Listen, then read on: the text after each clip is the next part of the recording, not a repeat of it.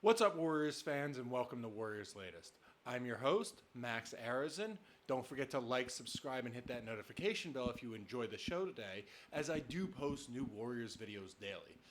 Now, as a Warriors fan, you have good days and bad days. The summer, pretty up and down.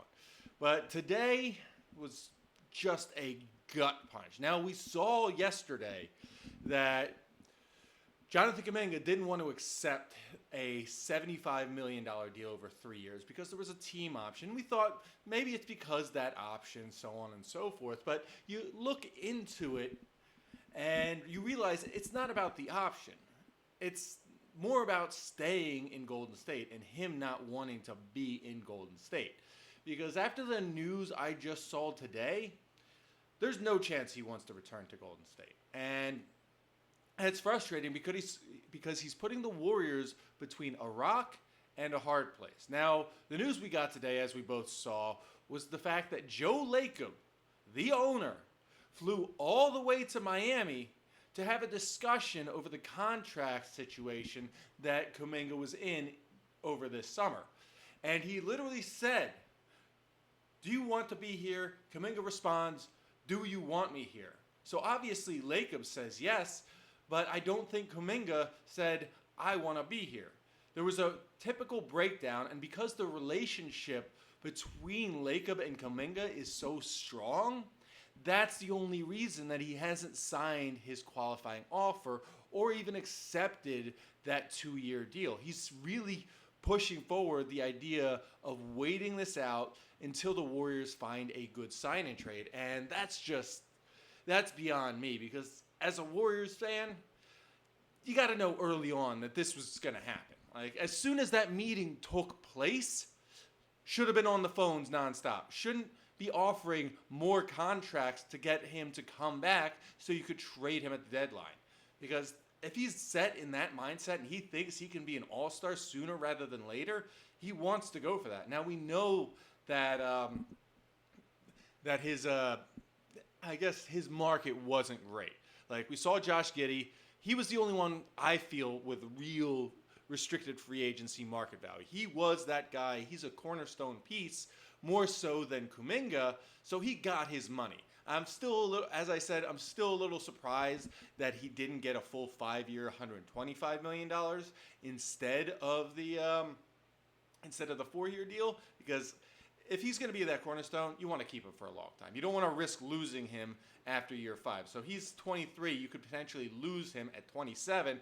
Next thing you know, right when he enters his prime, he goes to a different team, and boom, he's killing it with his new team. Now with Kuminga, again, it is just a tough situation, and it makes me wonder, now that he's really said this to Lacob and the Warriors haven't done anything with it, like, what's his market value? I do know that, let's say that his market value has fluctuated over the summer. We know the Kings are interested in him.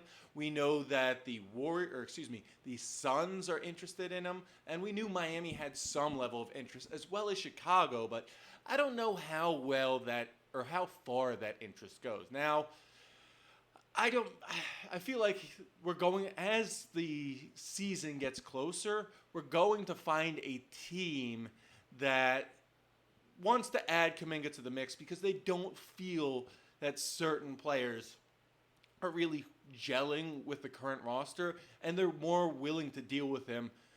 I want to say maybe the beginning of training camp, middle of training camp, preseason, we did see James Harden get traded to the Rockets after a few preseason games because he wanted out, and Sam Presti and Harden couldn't come to an agreement on a deal. And let's be honest, Harden was still going to be 6th man on that Thunder team. Moving him to the starting lineup wasn't really in the cards. So it's possible that that's what may happen. So they'll push back that October deadline to maybe October 15th, right before the season starts, and see where it goes from there. But I don't know his market value. It really all depends on potential injuries that happen, who gets more interested as training camp progresses and the preseason moves on. because you never know who might come out of the woodwork. That being said, it's time for the Warriors to really invest in those outside-the-box sign-in trades, because there are so many different teams that have the opportunity to acquire Kuminga and can get him on a good deal. Well, I won't say get him on a good deal, but give up a decent amount, but not an exorbitant amount. And when I think of let's look at all the trades, because there are a number of them. With the Heat, it's likely going to be an expiring contract or a few of the younger guys, but they're not going to really give up that much to get Kuminga, because Pat Riley loves his roster flexibility. He loves the idea that he could move money around and then find a way to acquire a major star in free agency or through a trade when they have the proper cap room, because they build their players in Miami.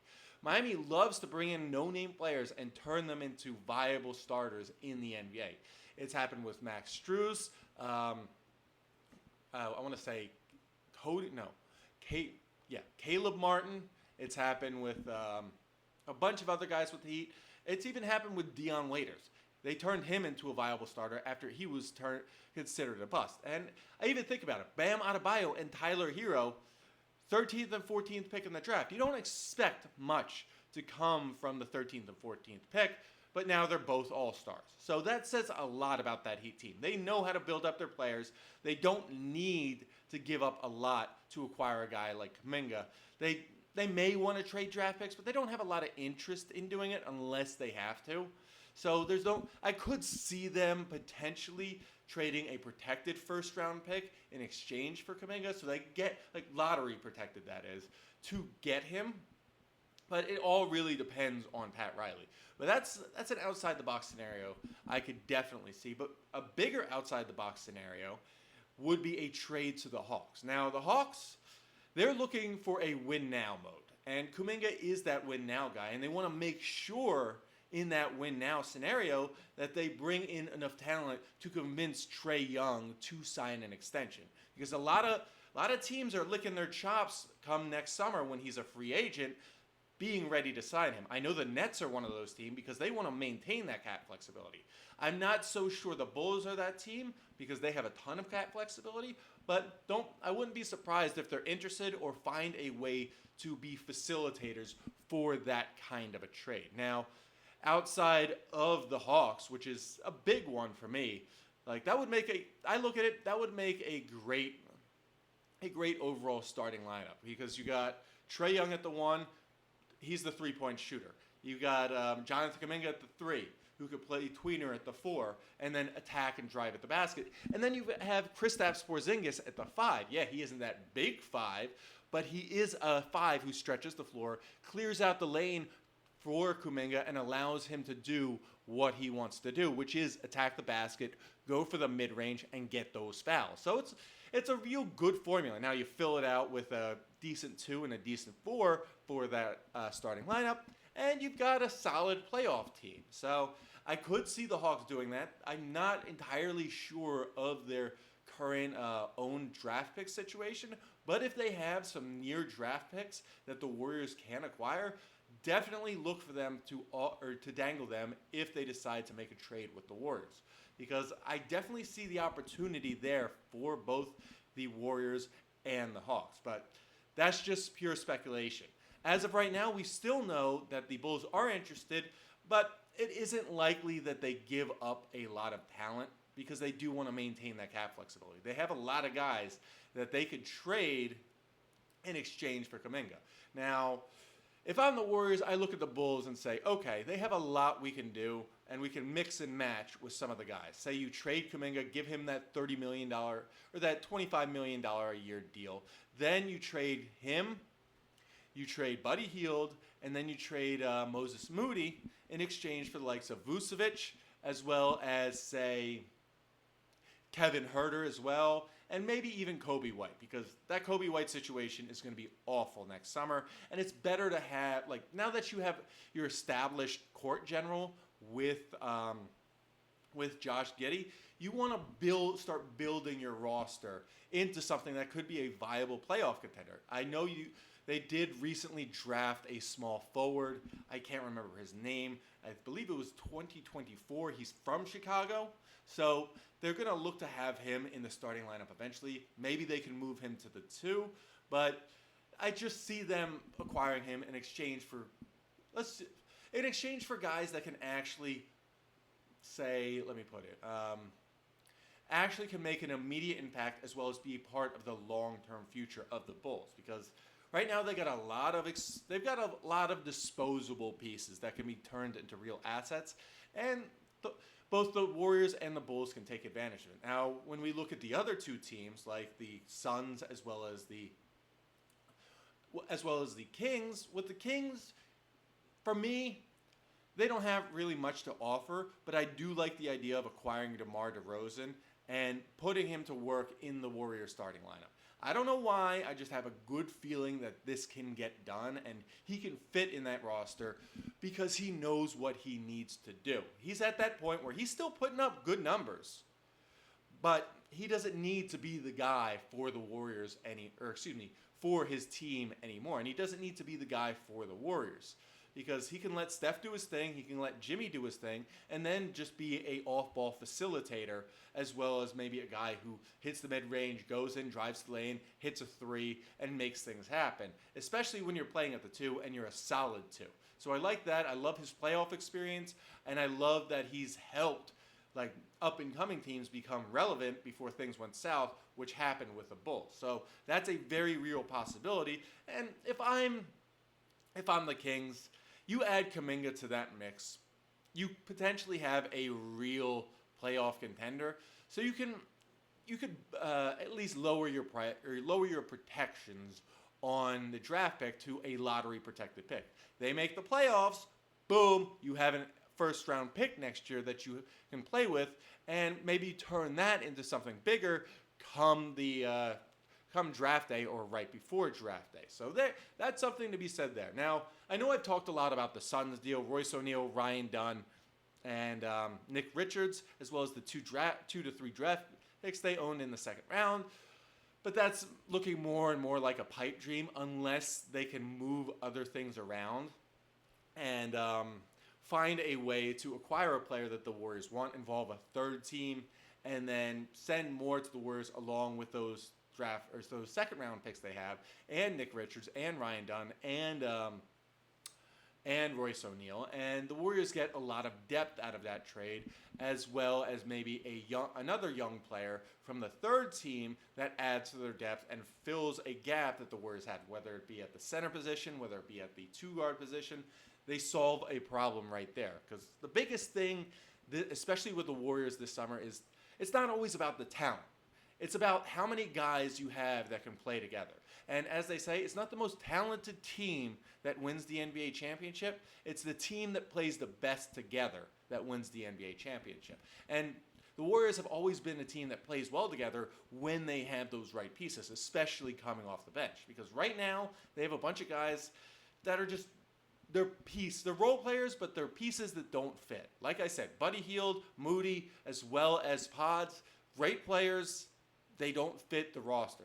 The Warriors need to go back to a more natural, organic roster. And that means Steph Curry at the 1, a 6'6 guard at the 2, Jimmy at the 3, Draymond at the 4, and a 6'11 to 7-foot plus center at the 5. Yes, Al Horford's going to come here. Yes, Seth Curry is going to sign with the Warriors. But they need to get those guys for the bench, not the starting lineup. And until the Warriors have that organic lineup, I'm always going to be concerned with what happens on the court. Because as I say, small ball is dead in the modern NBA.